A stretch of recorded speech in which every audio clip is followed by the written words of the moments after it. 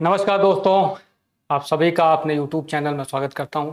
आज हम लोग बात करेंगे भारत इस बीच में ऑपरेशन सिंदूर के बाद भारत सरकार ने और भारतीय सेना ने अपनी खामियों को पहचान कर भविष्य के युद्ध के लिए तैयारियां अपनी आगे बढ़ाई हैं।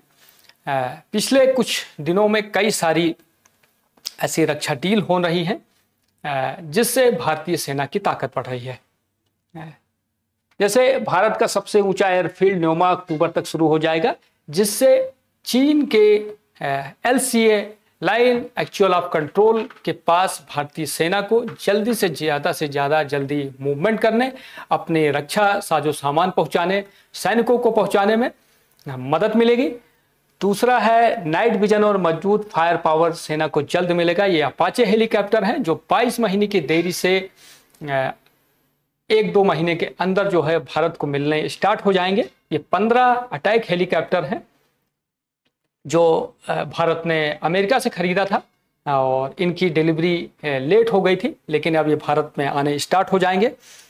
इसके अलावा भारतीय सेना ने आकाश प्राइम पृथ्वी 2 और अग्नि 1 की मिसाइल टेस्टिंग की है लद्दाख में, जिनकी रेंज 1500 किलोमीटर। आकाश प्राइम की जो रेंज है वो 1500 किलोमीटर दूर तक मार करने वाली है। लगातार मिसाइल टेस्ट करके उनकी रेंज, उनकी सटीकता, उनको रडार में कैसे ना पकड़ में आए, इसको इसको जांचा परखा जा रहा है। इसके अलावा सरकार ने फ्रांस के साथ एक ऐसी रक्षा डील करने जा रहा है। फ्रांस से हमने राफेल फाइटर जेट खरीदा है और कई सारी पनडुब्बियों के निर्माण में और नौसेना के युद्धपोत के निर्माण में हम फ्रांस से मदद लेते रहे हैं। तो भारतीय सेना फ्रांस से भारतीय फाइटर जेट में एमका और स्टील फाइटर जेट में जो इंजन लगता है, वो इंजन जो है 61,000 करोड़ की डील से मेक इन इंडिया के तहत और टेक्नोलॉजी ट्रांसफर के द्वारा भारत में उनका निर्माण किया जाएगा। HL और BHL जो भारत की सार्वजनिक कंपनियां हैं, उनके माध्यम से भारत और फ्रांस मिलकर करने जा रहे हैं। इससे जो है भारत अपने जो तेजस विमान है या एमका फाइटर जेट है जो 2030 तक भारतीय सेना में शामिल करने का प्रयास है, उनको बनाने में मदद मिलेगी। जैसे राफेल का जो है बहुत सारे बॉडी पार्ट जो है भारत में बनने स्टार्ट हुए हैं। इसके अलावा भारत ने रूस के साथ एक समझौता किया था, जिसमें AK-200 के बाद अब AK-9, 19 और कार्बाइन और PPK-20 सब मशीन गन अमेठी में बनेगी। भारत सरकार ने AK-47 का अपग्रेड वर्जन AK-203 कार्बाइन है जो अमेठी, उत्तर प्रदेश के अमेठी में बनती है और लगभग 45,000 से ज़्यादा जो है कार्बाइन भारतीय सेना को सौंप चुकी है और आने वाले 3-4 सालों में 6 लाख कार्बाइन बनाने का लक्ष्य है, जो अपने भारतीय सेना और अर्धसैनिक दलों को ये सप्लाई की जाएगी। उसके बाद अब AK-19 कार्बाइन और PPK-20 सब मशीन गन का भी ये समझौता होने जा रहा है। ये सारी दोनों बंदूकें जो है अब अमेठी में मेक इन इंडिया के तहत टेक्नोलॉजी ट्रांसफर के द्वारा अब अमेठी में बनाई जाएगी। इसके अलावा अमेरिका और रूस काफ़ी समय से प्रयास है कि भारत जो है उनके जो स्ट्रीट फाइटर जेट हैं, जैसे F-35 है, और रूस का जो है Su-57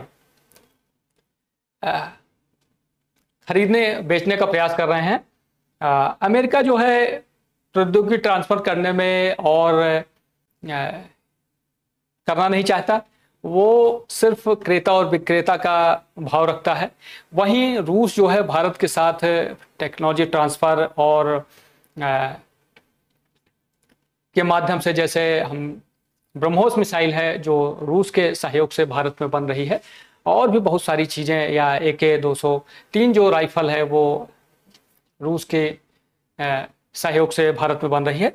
तो Su-57 जो फाइटर स्ट्रीट फाइटर जेट है उसको भारत में मेक इन इंडिया के तहत टेक्नोलॉजी ट्रांसफर के द्वारा भारत और रूस मिलकर इस पर बातचीत कर रहे हैं। आने वाले समय में अगर भारत को ये विमान खरीदना होगा तो भारत जो है Su-35 खरीदेगा।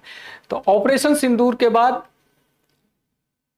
जिस तरह भारत के डिफेंस सेक्टर में एक बूम आया है, वो चाहे रॉकेट लॉन्चर हो या एयर डिफेंस सिस्टम हो, मिसाइलें हो या गोला बारूद हो या फिर ड्रोन्स हो, एआई का इस्तेमाल हो, क्योंकि आधुनिक युग में जो युद्ध हो रहे हैं वो ज़्यादा एआई बेस्ड ड्रोन टेक्नोलॉजी और हवाई हमले ज़्यादा हो रहे हैं। तो भारत की ये कोशिश है कि आने वाले समय में मेक इन इंडिया के तहत टेक्नोलॉजी ट्रांसफ़र के द्वारा भारत के रक्षा उत्पादन को बढ़ाया जाए, भारतीय सेना को आधुनिकीकरण से जोड़ा जाए, और ये सारी चीज़ें अगर हो गई तो आने वाले समय में भारत का रक्षा उद्योग और भारतीय सेना दुनिया के टॉप पर होंगी। चाहे वो हमारा आकाश मिसाइल डिफेंस सिस्टम हो, पिनाका रॉकेट लॉन्चर हो, ब्रह्मोस मिसाइल हो, आकाश पृथ्वी अग्नि मिसाइलें हो, या ड्रोन्स हो जो, या हमारे रडार सिस्टम हो जो सिंधु ऑपरेशन सिंदूर में पाकिस्तान की तरफ से 307 ड्रोनों को जो मार गिराया था रडार सिस्टम के द्वारा। S-400 की तरह भारत भी एक अपना एक एयर डिफेंस सिस्टम बना रहा है जिसकी रेंज 350 किलोमीटर होगी। या फिर लेजर वेपन जो काली के नाम से भारत ने डेवलप किया है उसको अपग्रेड कर रहा है। और ये सारी रक्षा डीलें या जो कर रहा है, तो आने वाले समय में भारत की सेनाएं इससे 2-3 फायदा होगा। एक तो भारतीय सेना आधुनिकीकरण की तरफ जल्दी से मूव होगी, नई नई टेक्नोलॉजी भारतीय सेना के पास तुरंत पहुंचेगी। दूसरा, जब जरूरत होती है तो अगर विदेशों से कोई सामान आना होता है तो उसमें काफ़ी टाइम लग जाता है, और वो देश अपने इंटरेस्ट के हिसाब से आपको सप्लाई करते हैं।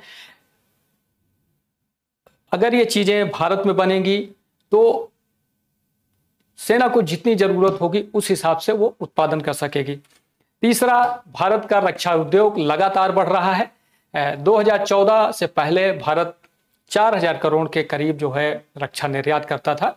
इन 10 सालों में भारत का निर्यात 2024-25 में 35,000 करोड़ को पार कर गया है, और आने वाले समय में ये कई सौ गुना बढ़ने वाला है, क्योंकि भारत 75 से ज़्यादा देशों को अपने जो है रक्षा साजो सामान बेचता है।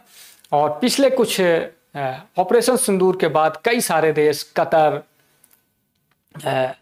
फिलीपींस, वियतनाम या साउथ अफ्रीका के कई सारे देश, साइप्रस, ग्रीस, आर्मेनिया, ये सारे देश हैं जो, या यूरोपीय संघ के कई सारे छोटे देश हैं जो भारत से air defence system, multi rocket launcher, BrahMos missile, गोला बारूद, बुलेट प्रूफ जैकेट, ये कई सारी चीज़ें खरीदने के लिए लालायित हैं। भारत ने ऑपरेशन सिंदूर में अपने स्वदेशी तकनीक, स्वदेशी हथियारों का जो मुजाहिरा किया है, जो उनकी क्षमता उभर के आई है, और उसके बाद जिस तरह सरकार ने रक्षा उत्पादन में रक्षा तैयारियों को आगे बढ़ाया है और अपने बजट का 2.5% जो है रक्षा क्षेत्र में देने का फैसला किया है, तो आने वाले समय में भारत का रक्षा उत्पादन, भारत की रक्षा सेनाओं का आधुनिकीकरण, ये बहुत तेजी से और त्वरित गति से होगा। तो आज के लिए इतना ही। ये मेरा YouTube चैनल है, आप लोग इसको ज़्यादा से ज़्यादा लाइक करें, सब्सक्राइब करें, शेयर करें। धन्यवाद।